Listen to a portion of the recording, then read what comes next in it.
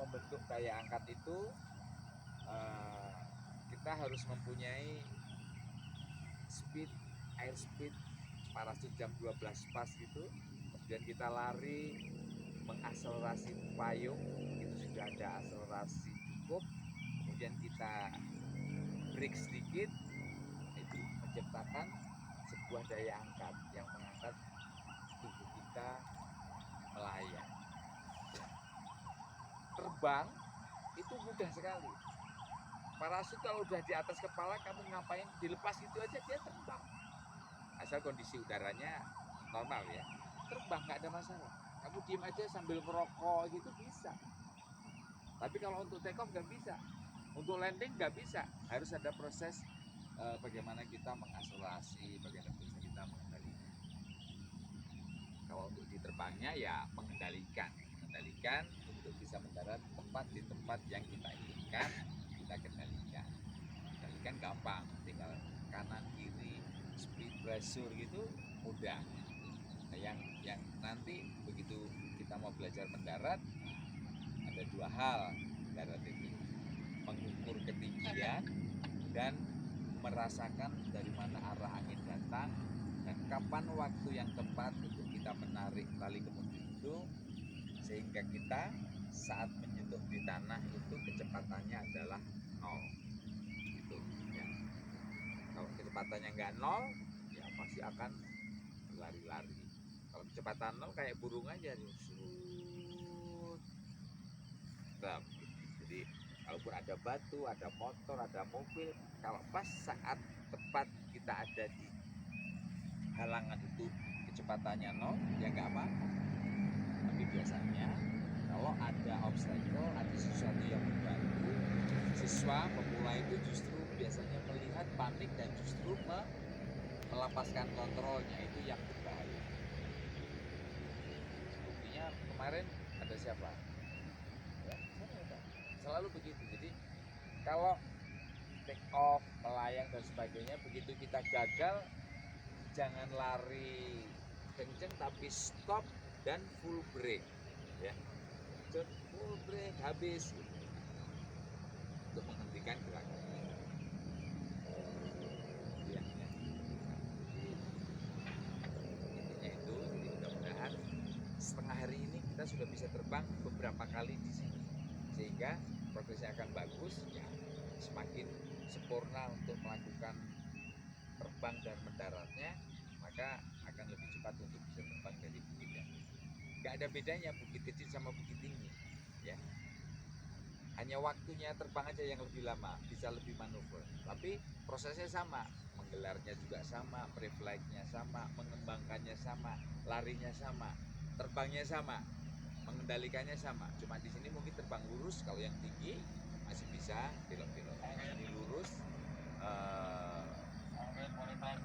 siap untuk mendarat gitu ya. Ya oke, dipantau. Ya, mungkin seperti itu sehingga kita mendarat dengan baik. Saya selalu mengingatkan teman-teman di dalam bukit kecil ini kan tidak ada risiko, semua ada risiko ya. Jadi ketika kita larinya nggak terkontrol, risiko. Jadi larinya harus terkontrol, jangan membabi buta, harus terkontrol.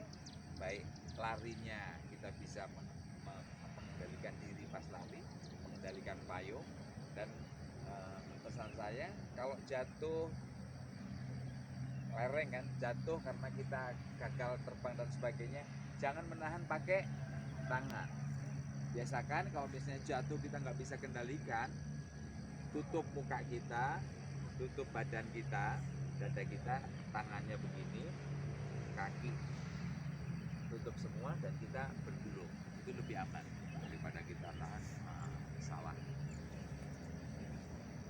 Kita nggak mau ada kejadian karena bukit kecil gini yang seolah-olah ringan, kemudian ada kejadian saya nggak mau, sehingga teman-teman harus betul-betul mengingatkan, harus bisa mengendalikan diri dan harus aman. Ya. Potensinya di sini juga ada. Jadi saya pernah bilang ke teman-teman bahwa ketinggian dari 0 sampai 50 meter itu adalah kita sebut dead zone. Wah, namanya ngeri ya, dead zone, zona kematian. Artinya kalau kita ada masalah di ketinggian itu bermasalah. Nah, tapi kadang-kadang orang, aku tinggi, takut terbang tinggi. Justru semakin tinggi kita terbang itu semakin aman, asal clear ya. Oleh karenanya ketika kita sudah berada di ketinggian yang rendah, nggak boleh manuver macam-macam. Nggak harus lihat arah angin, harus lihat obstacle-nya. Sehingga pas kita mendarat, ada angin dan nol kecepatannya. Ya, itu ya. Jadi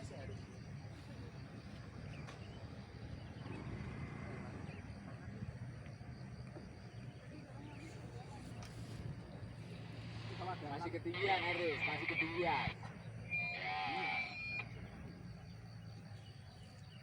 Nah, dari situ belok kiri lagi, kiri lagi. Tahan, jangan dilepasin, kiri lagi. Ya, cukup.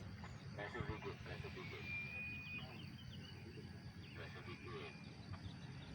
Nah, arahin kanan dikit. Jangan ditahan terus. Siap-siap, full brake. Ya, oke. Kalau ada lang tanda tertentu Ya, ini bagus itu. Terus ya dia mau tahu diri, biarin aja dia. Terbang pelan itu bukan berarti aman ya. Ya, kayak kita tadi. Terbang pelan kalau pas mendarat itu justru harus ada speed. Kalau pelan, memang pelan majunya. Tapi begitu semakin pelan dia akan jatuhnya ke kencang. Nah, jatuh kencang ya kayak orang lompat dari 2 meter, 3 meter itu juga bisa. Kalau apa namanya, ada speed, nggak usah takut. Kalau di lapangan terbuka itu kan nggak masalah, ada speed. Meskipun 1 meter kita masih kenceng nggak ada masalah. Begitu udah mau nyentuh tanah, full brake, habis 0 nyentuh tanah. Ya, oke. Sekarang mungkin harus dibagi 2 grup. Grup yang setengah sama grup yang tinggi ya.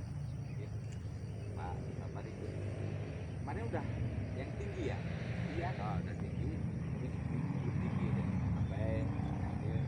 Habis mungkin kamu lebih banyak ngasih ke temen yang lain ya. Kamu progresnya udah bagus.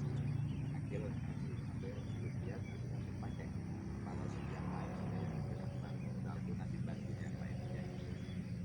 Jadi masih harus. Oke, gitu ya. Yang berempat mulai di tengah.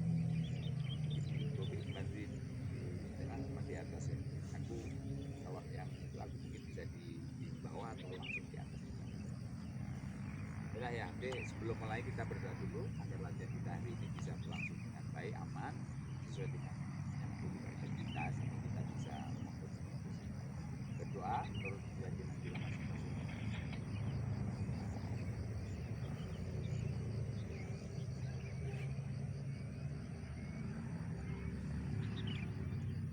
Selesai. Nah, kita tos dulu, tos para layang itu khusus. Kalau saya bilang para layang, jawabannya bravo ya. Ini sudah jadi yel-yel para layang Indonesia. Oke? Para layang, bravo.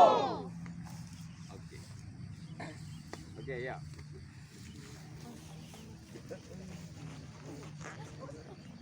Berang menit.